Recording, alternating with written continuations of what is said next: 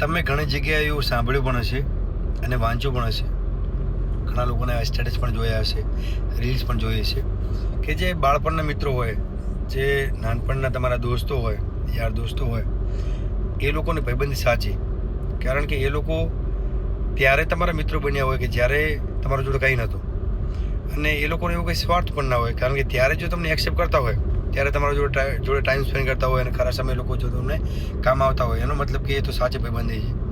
અને એના પછીના જે મિત્રો આવતા હોય, તમે કોલેજમાં હો કે તમે કોઈ ધંધો કરતા હો, કોઈ જગ્યાએ નોકરી કરતા હો, પછી જે તમારા ભાઈબંધો બને, એ લોકોનો કંઈનો કંઈક સ્વાર્થ હોય. જેમ કે કાંઈ લોકોને ટાઈમ સ્પેન્ડ કરવો, એકલા પડતા હોય એટલે કંટાળતા હોય એટલે ભાઈબંધી કરે, કા તમારા જોડે કંઈક સારું ભાડી ગયા હોય, સારો મોબાઈલ હોય, સારી ગાડી હોય, પૈસા હોય, મતલબ કે પોતાના અંગત સ્વાર્થ માટે ભાઈબંધી કરે. હવે આ વાત 100% સાચી છે.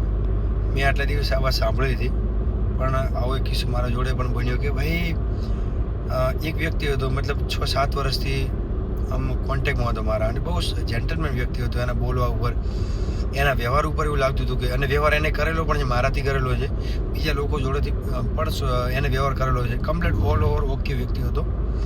અને એ વ્યક્તિ જોડે મતલબ મારો પ્લાન તો એવો હતો વચ્ચે કે ભાઈ એ વ્યક્તિ જોડે મારે એક સારો બિઝનેસ ચાલુ કરો, કારણ કે વિશ્વાસુ માણસ હતો.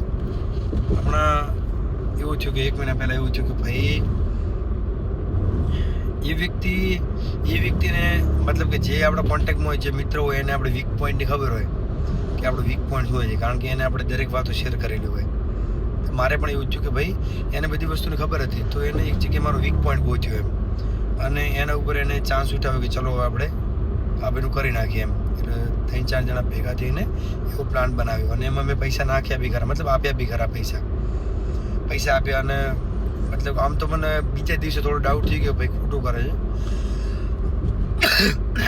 એ સબૂત ક્યારે, મતલબ મને 100% ક્યારે ખબર પડી કે મતલબ 7-8 દિવસ થયા ને ત્યારે મને 100% ખબર પડી કે ભાઈ આમાં ઇન્વોલ્વ હતા એમ, મારા જોડે ખોટું કરવામાં ઇન્વોલ્વ હતા. તો ઘણા બધા મારા મિત્રોએ કીધું એમ કે આપણે એને આનું મતલબ બતાવીએ એમ કે આપણે કોણ છીએ એમ, અને પૈસા રિટર્ન લઈએ ને આવું બધું, કે મતલબ કે એના જોડે આપણે બહુ મોટું કરીએ એમ, એનું બી કરી નાખીએ. તો મેં તો કંઈ કર્યું નથી, એ બધું છોડી દીધું છે. કારણ કે આવી તો ઘણી બધી મુશ્કેલીઓ મતલબ મારી લાઈફમાં આવી જાય, જે મેં ઘણી બધી ફેસ કરી છે ભાઈ. ઘણી બધી આવો એક જ વ્યક્તિ નથી મળ્યો મને, ઘણા બધા મતલબ કે બીજા એવા પણ રિલેટિવ હતા, ગામના હતા, કે જેમને ખોટું કર્યું હતું. અને ત્યારે બી હું બધું ઇગ્નોર કરતો, કારણ કે દેખો ભાઈ, નસીબમાં જેટલા દાણા લખેલા છે ને, આપણા નસીબમાં જેટલું, ભાગ્યમાં જેટલું લખેલું છે ને, ક્યારે કોઈ છીનવી નથી શકવાનું. પણ હા, એટલું યાદ રાખજો કે દોસ્તો, તમે છે ને તમારું કોઈ પર્સનલ વાત છે ને, તમે ક્યારે કોઈને શેર ના કરશો, બરાબર? ક્યારે તમારો ગમે એવો મિત્ર હોય એને તમે ઘર સુધી ના લઈ જવાનું, ક્યારે નહીં લઈ જવાનું એને, અને એવી કોઈ વાત શેર ના કરવાની કે આગળ જતાં તમારે જ તકલીફ થાય, સમજે? એટલે દોસ્તો, હું તો તમને એટલું કહીશ કે જે તમારા અંગત જે બાળપણના મિત્રો હોય એના જોડે રહો, એમના જોડે ફરો, તો કોઈ વાંધો નહીં, ક્યારે એ લોકો એવું નહીં કરે. બાકી જે એના પછી જે મિત્રો બને છે ને, એમનો કંઈક નો કંઈક સ્વાર્થ હોય છે ભાઈ, અને 100% સાચું છે. એટલે હંમેશા મિત્ર બનાવતા પહેલાં પણ વિચારો, કોઈ એવા વ્યક્તિ જોડે રહેતા પણ વિચારો, કારણ કે લોકો બહુ હોશિયાર, બહુ ટેલેન્ટેડ લોકો છે.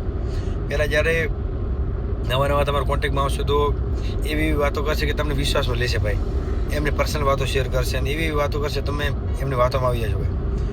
પછી ધીરે ધીરે તમે એને વિશ્વાસમાં લેશો, અને તમે જ્યારે એના વિશ્વાસમાં આવી જશો તો પછી તમે પણ બધું શેર કરશો, એને તમારા બધા ધંધાઓ બતાવશો, પર્સનલ લાઈફ વિશે વાત કરશો, ત્યાં આગળ તમારો રોલ કરી નાખશે ભાઈ.